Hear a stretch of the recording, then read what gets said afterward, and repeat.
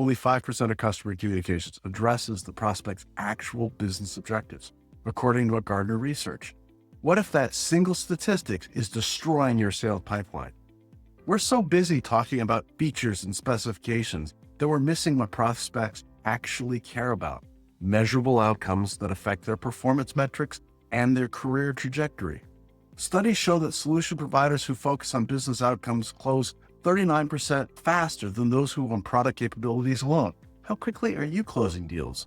When prospects don't see their objectives reflected in your communications, they will disregard completely rather than ask for information. So you should be delivering that kind of content, quality content, out into the public, not just hiding it behind walls and hiding it behind various areas so that they have to give you something to get it. You should really be doing it in a place that they can understand, that they have the ability to really understand who and what you are.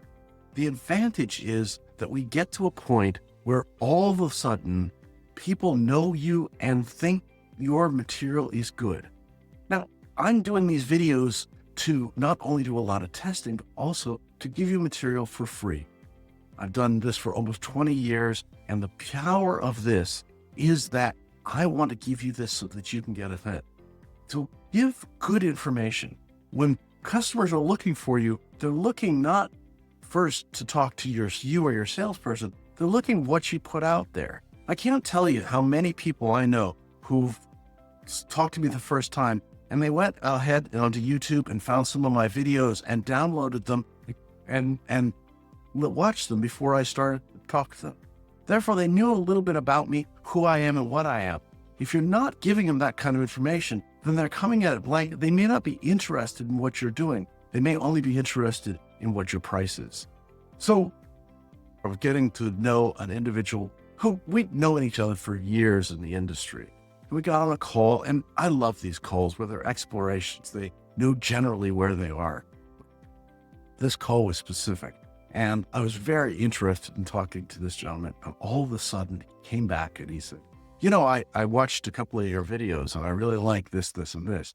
That started the conversation. He'd already spent some time understanding who and what I was, and we were able to move forward, that he's interested in possibly taking up some of our services.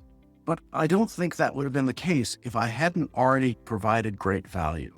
And I've done this a couple of times. There's a couple of webinars I've done and things like that, which have always given me great results because I give as much as I can, and invariably one or two people are interested in working with us. A great way of doing it. Now, the other thing that I hear a lot of people say is, what happens if they steal my content? Well, if they steal your content, they steal your content. There's not much you can do about it. In fact, I did a whole video on that, and you can see it up here. What I want to help you understand is your content is always evolving. And if you're providing value to these people, some of them may take it, but they probably weren't going to work with you anyways. But the people who really see your value are the ones that are going to work with you. So provide value, provide content, provide your insights. Now, you don't have to give away the store, but there is some logic even doing that, because you can actually have a very good process by which you could actually understand people and give them what they need. The biggest questions they have are what I'm doing here. And those questions may be very simple for you, but are very important and complex for them. And they'd really love to find those things out.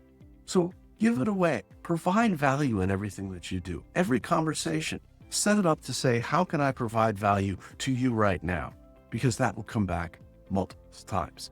So what I'd love you to do is I'd love you to take a minute and think about your next interaction, the next big thing that you have to do, the next informational call that you're going to be on. How can you provide value?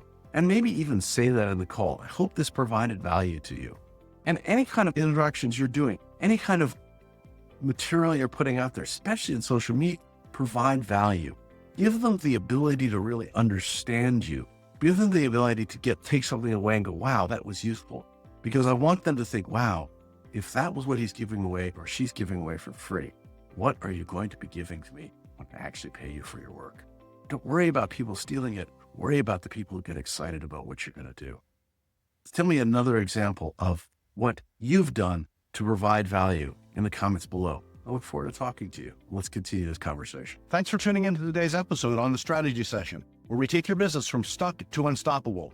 Here's another video I think you'd enjoy. If you found these insights valuable, remember to hit the like button, subscribe to our channel, and ring the bell for notifications on our latest videos.